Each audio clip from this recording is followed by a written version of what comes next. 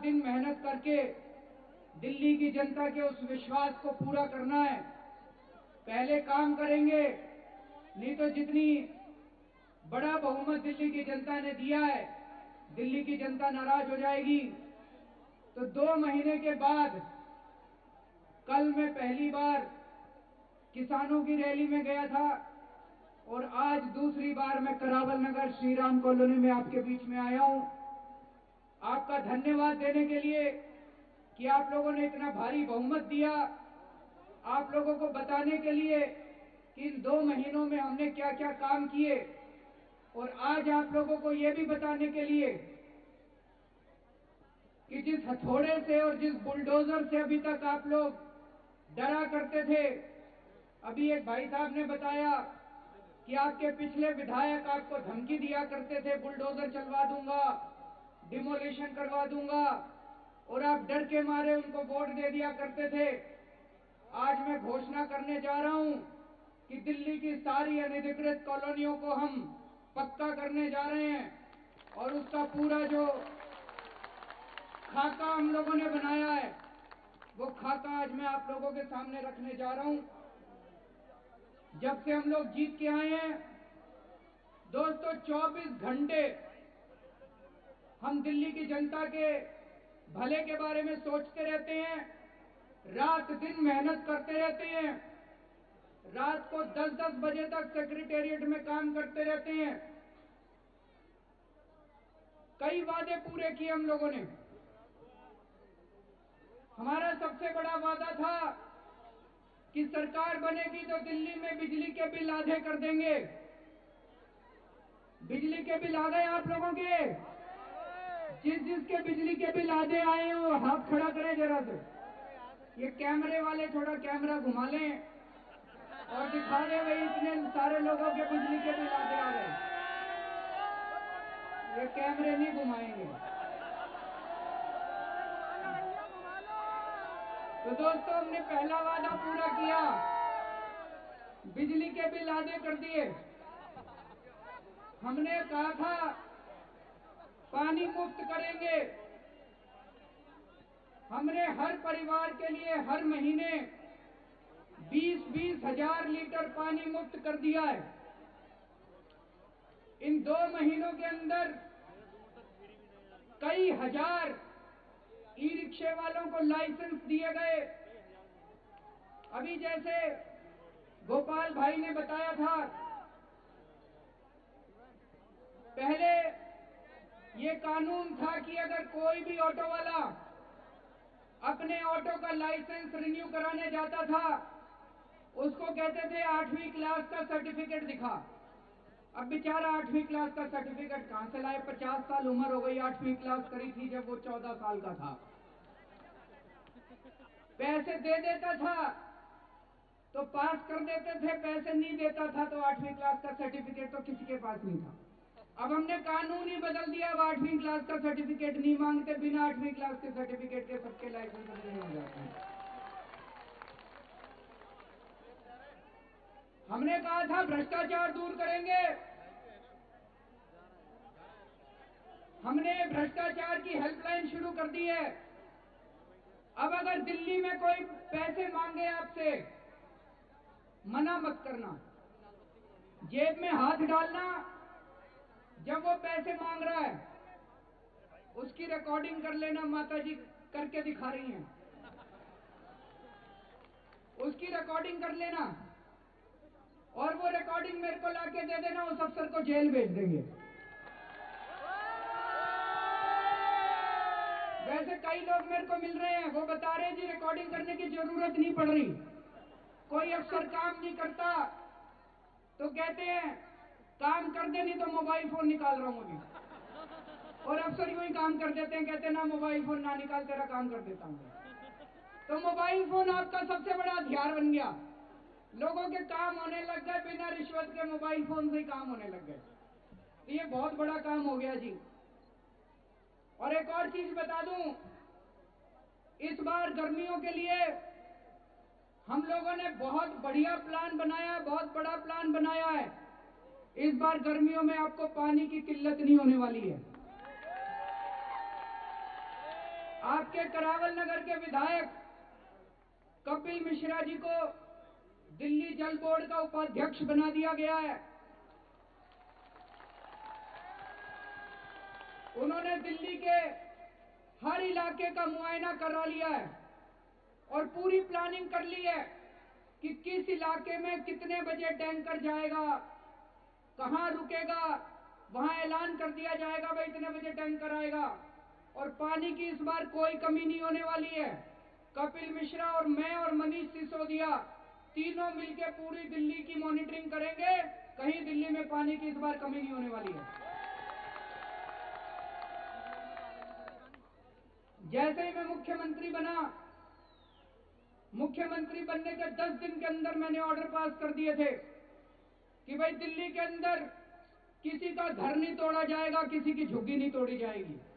हमने ये वादा किया था चुनाव के पहले, किसी का घर नहीं टूटने देंगे, किसी की रोजी रोटी नहीं जाने देंगे। हमने वो वादा पूरा किया। अब आपको चिंता करने की जरूरत नहीं है, किसी का घर नहीं टूटने देंगे। लेकिन आप लोगों से एक छोटी सी गुजारिश है भाई साहब, जितने घर दिल्ली में हैं, जितनी झुग्गियां दिल्ली में, जितने अनऑथराइज्ड कॉलोनी में घर हैं उनको तो पक्का करेंगे, जितनी झुग्गियां उनको पक्के मकान बना के देंगे। लेकिन इसका मतलब ये नहीं कि और नए नए झुग्गी डाल लो, नहीं तो इसका तो कोई अंत नहीं है। सरकार भी कितने पक्के मकान बना के देगी। गलत तो नहीं कह रहा जी?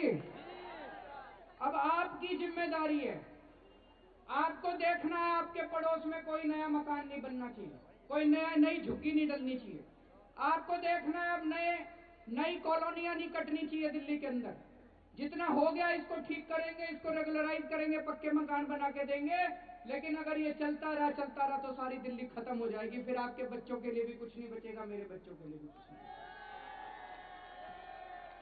अभी तक अनऑथराइज्ड कॉलोनीज के साथ राजनीति की गई थी। हर चुनाव के पहले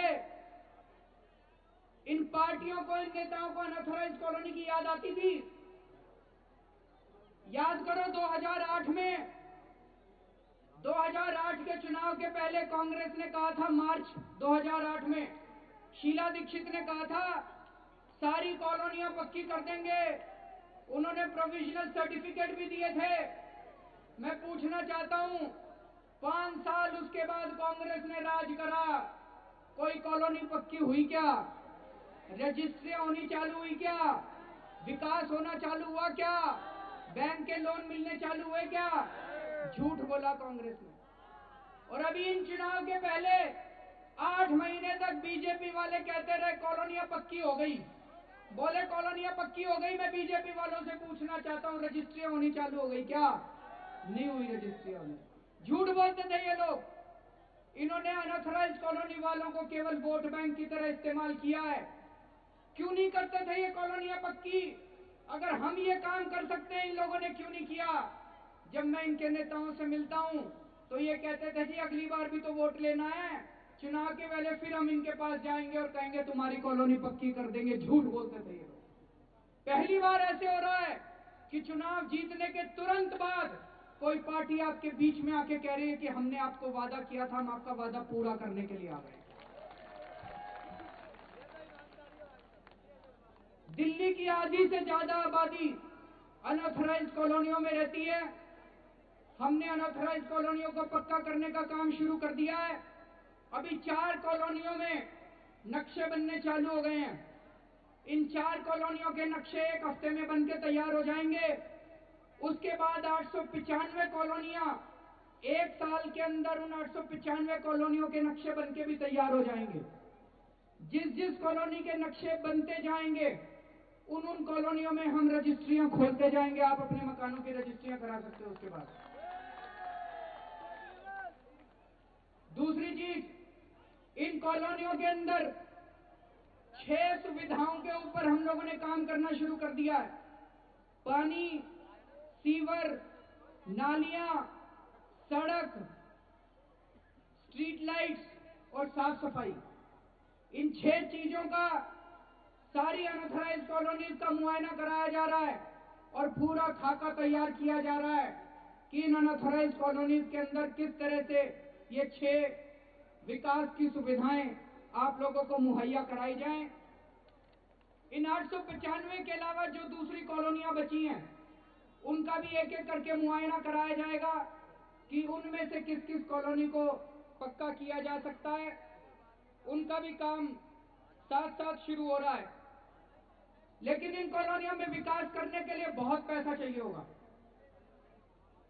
दिल्ली हमारे देश की राजधानी है, इसकी विकास करने की जिम्मेदारी सबके ऊपर है, सभी पार्टियों के ऊपर है। जितनी जिम्मेदारी दिल्ली सरकार की है उतनी जिम्मेदारी केंद्र सरकार की भी है। हम केंद्र सरकार के पास भी जाएंगे पैसे लेने के लिए। आप लोगों की जानकारी के लिए बता दूं, दिल्ली वाले केंद्र सरकार को हर साल 65,000 करोड़ रुपए का टैक्स देते हैं। हम केंद्र सरकार को 65,000 करोड़ रुपए का इनकम टैक्स देते हैं।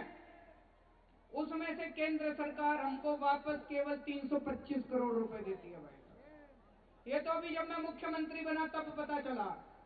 कई लोग ये सोचते हैं भाई केंद्र सरकार हमको पैसा देती है। केंद्र सरकार कोई पैसा नहीं देती, दिल्ली वाले कमा कमा के केंद्र सरकार को देते हैं। तो हम केंद्र सरकार को कहेंगे भाई 65,000 करोड़ रुपया हर साल हम कमा के देते हैं तुमको, तुम 325 करोड़ रुपए देते हो, उसमें से कम 10,000 करोड़ रुपए तो दे दो हमको हर साल।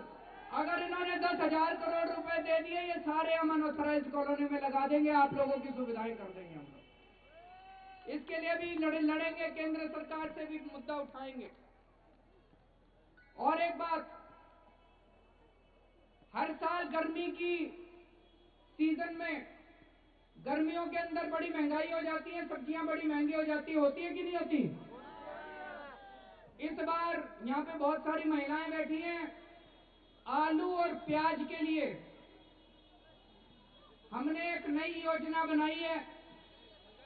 हफ्ते भर के अंदर उसकी घोषणा करेंगे। पूरे देश में पहली बार इस तरह का एक्सपेरिमेंट किया जा रहा है। अगर हमारी ये स्कीम सफल हो गई, और ऊपर वाला तो साथ है हमारे, इस बार गर्मी के महीने में, गर्मियों के सीजन में आलू प्याज महंगा नहीं होने देंगे हम लोग। तो दोस्तों, जैसा मैंने कहा 24 घंटे काम कर रहे हैं हम लोग, 24 घंटे रात दिन हम लोग काम कर रहे हैं। आप लोगों का प्यार, आप लोगों की मोहब्बत, आप लोगों का साथ हमेशा मिलता रहा है। आप लोग अगर इसी तरह से साथ देते रहेंगे, मुझे पूरा यकीन है कि 5 साल के अंदर हम लोग दिल्ली को एक बहुत ही अच्छा शहर बना देंगे। अंत में एक छोटी सी बस बात कहना चाहता हूं कि हम लोग पूरी कोशिश कर रहे हैं जी, लेकिन जैसा गोपाल भाई ने बताया, बहुत बड़ी बड़ी ताकतें हमारे पीछे लगी हुई हैं। हमारे को फेल करने में, हमारे को बदनाम करने में बहुत बड़ी बड़ी ताकतें लगी हुई हैं। तो रोज जब आप टीवी देखो और इन टीवी वालों को हमें बदनाम करते हुए देखो, तो इन पर यकीन मत करना। गलत तो नहीं कह रहा जी? इन पे यकीन मत करना। ये अपना धर्म कर रहे हैं, हम अपना धर्म कर रहे हैं, सब लोग अपना अपना धर्म कर रहे हैं। और बस इसी तरह से आप लोग अपना प्यार, अपनी मोहब्बत बनाए रखना। हम लोगों की जरूर जीत होगी। बहुत बहुत शुक्रिया। जय हिंद।